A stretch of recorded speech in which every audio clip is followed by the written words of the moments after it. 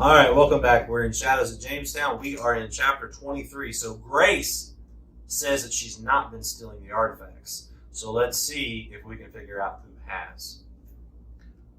Look, Caitlin's bike, Sam said. They had reached the trail for the glasshouse. Did she really say that Grace admitted to stealing the artifacts? Asked Derek as they came to a stop. Well, I don't know if she admitted it, but Caitlin said she's the one. Look, there's Grace's car. Sam pointed at the parking lot as they slinked toward the building. I hope Caitlin's all right. As they moved closer, they heard talking and crouched down on the trail. It's them. Sam could see the two girls talking to each other. We have to do something. Follow my lead, said Derek, standing up quickly. He strode towards the girls just in front of the glasshouse. There you are, Caitlin, he said loudly. The professor was looking for you. Caitlin and Grace both startled at Derek's shout. Are you okay? Sam asked Caitlin, following close behind. She nodded and then held her palm up. It's okay, guys. Grace was just about to explain what's going on. I think there's been a misunderstanding, started Grace. I'm not doing anything involving the artifacts. She turned back to Caitlin. I think you thought you heard something in the restroom. Caitlin looked skeptical. You were talking to someone about running out of time, about the professor not finding out. If you're not stealing the artifacts, then what was all of that? Grace squirmed uncomfortably, looking at the path like she expected someone else to be coming.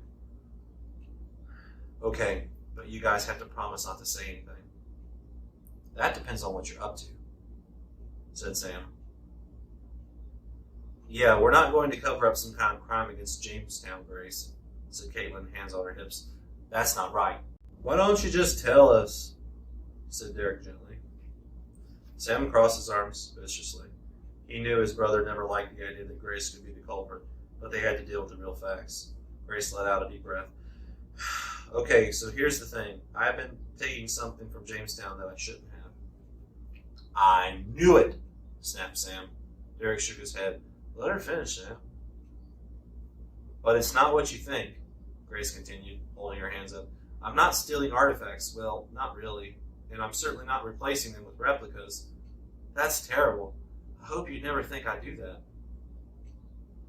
I didn't, Grace, said Derek soothingly. Well, what did you do? Asked Sam, growing impatient. Okay, said Grace. I did take a few worthless pieces of iron. Nothing that valuable, just some old tacks that we found in the ground. Why would you steal those if they're not worth much? Asked Sam. That didn't make any sense. We were melting them down into jewelry to have a keepsake from our experience at Jamestown, like a memento. Jewelry? Asked Caitlin. Wait a minute, said Sam. You said we. Who's we? Are you working with someone else? Grace's face blushed as she bit her bottom lip. I'm not supposed to say anything. It's a little late for that, said Caitlin. Toby and I are in love, Grace proclaimed finally. We're getting married. We wanted to make wedding rings from the metal that came out of the ground of Jamestown, since we both love history so much.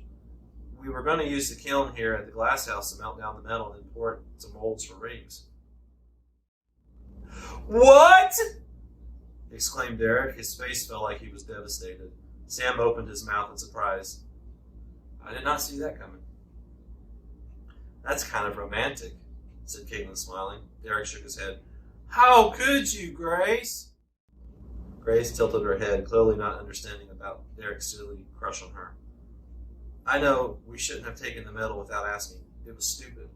But I swear to you, I didn't take the artifacts. It wasn't us.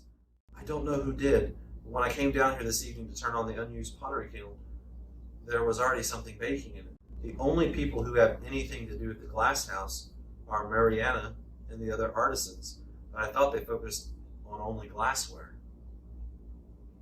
Marcus, said Derek. Sam shrugged, his back to the glasshouse. Maybe, but remember, we also thought it might be Patrick. He had the opportunity. Sam stopped talking when he saw the look on Derek and Caitlin's faces. He slowly turned around. Standing behind him was Marcus with a sinister look on his face. In his hand was an iron blowing rod. You kids just couldn't leave it alone, could you? He growled. And that is the end of chapter 23. I will see you in chapter